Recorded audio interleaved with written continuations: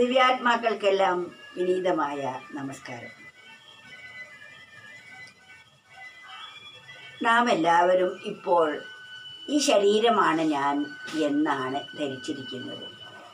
വാസ്തവത്തിൽ എൻ്റെ ശരീരത്തിനെ ഞാനായി തെറ്റിദ്ധരിച്ചതിനെയാണ് മായ എന്ന് പറയുന്നത്. ഇപ്പോൾ ശരിക്കും നാം ഉറപ്പിച്ചിരിക്കുന്നത് നാം ഓരോരുത്തരും തന്നെ ഈ ദേഹം ആണ് ഞാനെന്നാണ്. സ്ത്രീയുടെ ദേഹമാണെങ്കിൽ ഞാനൊരു സ്ത്രീയാണ്, പുരുഷൻ്റെ ദേഹമാണെങ്കിൽ ഞാനൊരു പുരുഷനാണ്, കുട്ടിയാകുന്ന സമയത്ത് ഞാൻ ഒരു കുട്ടിയാണ്, വൃദ്ധാവസ്ഥയിലെത്തുമ്പോൾ ഞാനൊരു വൃദ്ധയാണ് എന്ന് നമുക്ക് തോന്നുന്നില്ലേ? ആ തോന്നൽ വാസ്തവത്തിൽ ശരിയാണ്. പക്ഷേ നമുക്കത് സത്യമായി തോന്നുന്നു, ഞാൻ ദേഹമാണ്. അതേ സമയത്ത് തന്നെ നമ്മൾ പറയുന്നു എൻ്റെ കണ്ണ്, എൻ്റെ കയ്യ്, എൻ്റെ കാല്, എൻ്റെ ചെവി, എൻ്റെ തല എന്നൊക്കെ നമ്മൾ പറയുന്നില്ലേ? എൻ്റെ പേന എന്ന് പറയുമ്പോൾ ഞാൻ പേനയല്ലല്ലോ, പേന എൻ്റേതല്ലേ? അതുപോലെ എൻ്റേതെന്ന് പറയുന്നത് ഞാനല്ല. വാസ്തവത്തിൽ ഞാനും എൻ്റേതും വേറെയാണ്. ഞാൻ അല്ലാത്തതൊക്കെ ഞാനായി തെറ്റിദ്ധരിച്ചതാണ് നമുക്കുള്ള എല്ലാ പ്രശ്നങ്ങൾക്കും കാരണമായിരിക്കുന്നത്. ഞാനല്ലാത്ത ദേഹത്തെ ഞാനായി ധരിച്ചു. ദേഹത്തിൻ്റെ ജനന മരണാദികൾ, വൃദ്ധിക്ഷയങ്ങൾ, വിശപ്പ് ദാഹാദികൾ ഇതെല്ലാം എൻ്റേതായി നാം തെറ്റിദ്ധരിച്ചില്ലേ? അതിനാൽ നാം മനസ്സിലാക്കേണ്ട പരമമായ ഒരു സത്യമുണ്ട്. ദേഹമല്ല ഞാൻ, ഒരു നാശവുമില്ലാത്ത ആ പരമചൈതന്യമാണ് എന്ന അവസ്ഥയിലേക്ക് നാം എത്തണമെങ്കിൽ നിരന്തരമായ ആത്മവിചാരം നമ്മളിൽ ഉണ്ടാകണം. ഇപ്പോൾ നിരന്തരമായ ദേഹവിചാരമാണ് നമ്മളിലുള്ളത്. ദേഹമാണ് ഞാനെന്ന തോന്നലാണുള്ളത്. അതുകൊണ്ടൊരു കവി പറയുകയാണ്, ദേഹമാണെന്നുള്ള ചിന്തയല്ല ദുഃഖത്തിൻ കാരണമായിരുന്നു. ദേഹമായുള്ളൊരു ചിന്തയല്ലോ ദുഃഖത്തിൻ കാരണമായിരുന്നു. തീർത്തും നശിക്കാത്തൊരാത്മാവുണ്ട് നമ്മൾ തന്നുള്ളിലെന്നോർമ്മ വേണം. നമ്മൾ ഓർമ്മിക്കേണ്ട ഒരു പരമസത്യമാണത്. തീർത്തും നശിക്കാത്തൊരാത്മാവുണ്ട്. ഒരിക്കലും നശിക്കാത്ത ഒരാത്മാവ് നമ്മുടെ എല്ലാവരുടെയും ഉള്ളിലുണ്ടെന്നോർമ്മ വേണം. നമ്മൾ ഉള്ളിലുണ്ടെന്നോർമ്മ വേണം.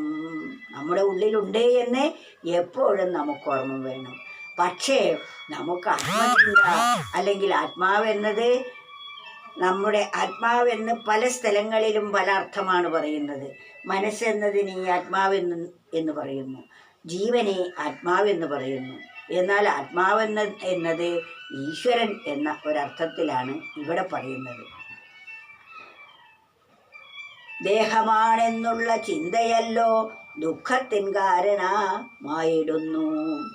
തീർത്തും നശിക്കാത്തൊരാത്മാവുണ്ട് നമ്മൾ തന്നുള്ളിലെന്നോർമ്മ വേണം. ഒരിക്കലും നശിക്കാത്ത ഒരാത്മാവുണ്ട് നമ്മുടെ എല്ലാവരുടെയും ഉള്ളിൽ എന്ന് നാം ഒരിക്കലും മറക്കരുത്.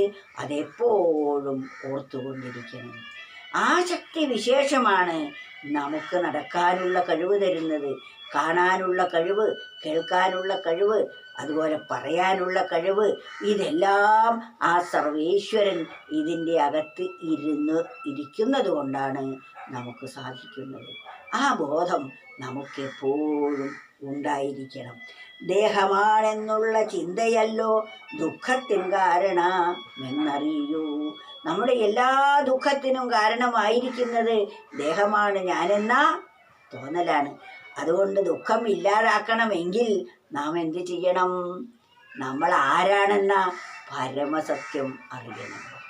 ദേഹം നമ്മളല്ലെങ്കിൽ ആലോചിക്കൂ, പിന്നെ നമ്മൾ ആരാണ്? അവിടെ ശേഷിക്കുന്നത് എന്താണ്? നാം ആരാണെന്ന സത്യം ചിന്തിക്കുമ്പോൾ നമുക്ക് കണ്ടെത്താൻ സാധിക്കും. ദേഹമാണെന്നുള്ള ചിന്തയല്ലോ ദുഃഖത്തിൻ കാരണമെന്നറിയൂ. തീർത്തും നശിക്കാത്തൊരാത്മാവുണ്ട് നമ്മൾ തന്നെ ഉള്ളിലെന്ന് ഓർമ്മ വേണം. ഒരിക്കലും നശിക്കാത്ത, തീർത്തും പറഞ്ഞാൽ ഒരിക്കലും നശിക്കാത്ത ഒരാത്മാവുണ്ട് എന്ന് നമുക്ക് എപ്പോഴും ഓർമ്മ വേണം. അത് മറന്നുപോയതാണ് എല്ലാ വിപത്തിനും കാരണം. ദേഹോഹചിന്തയ്ക്കധീനരായാൽ സ്വന്തം ദേഹം ചുമക്കും ചുമട്ടുകാർ നമ്മൾ. ഞാൻ ദേഹമാണ് എന്ന തോന്നൽ നമുക്കുണ്ടായാൽ ഈ ദേഹത്തെ ചുമക്കുന്ന ചുമട്ടുകാർ മാത്രമാണ് നമ്മൾ. ആത്മോഹചിന്തയ്ക്കധീനരായാൽ സ്വന്തം ദേഹം നയിക്കും നിയാമകർണം. നമ്മൾ ആത്മാവാണ് എന്ന ബോധം നമ്മളിൽ ഉണർന്നു കഴിഞ്ഞാൽ ഈ ദേഹത്തെ നയിക്കുന്ന നിയാമകരാണ് നാം. ഈ പരമസത്യം നമുക്ക് അനുഭവത്തിൽ ബോധ്യമാകുന്നതാണ്. അനുഭവത്തിൽ ബോധിക്കുമ്പോൾ മാത്രമേ നമുക്ക് ഈ പരമസത്യം മനസ്സിലാവുകയുള്ളൂ. ദേഹോഹബുദ്ധിക്കധീനരായാൽ സ്വന്തം ദേഹം ചുമക്കും ചുമട്ടുകാർ നമ്മൾ. ആത്മോഹബുദ്ധിക്കധീനരായാൽ സ്വന്തം ദേഹം നയിക്കും നിയാമകർ നാം. ദേഹമാണെന്നുള്ള ചിന്തയല്ലോ ദുഃഖത്തിൻ കാരണമായിരുന്നു. തീർത്തും നശിക്കാത്തൊരാത്മാവുണ്ട് നമ്മൾ തൻ ഉള്ളിലെന്നോർമ്മ വേണം.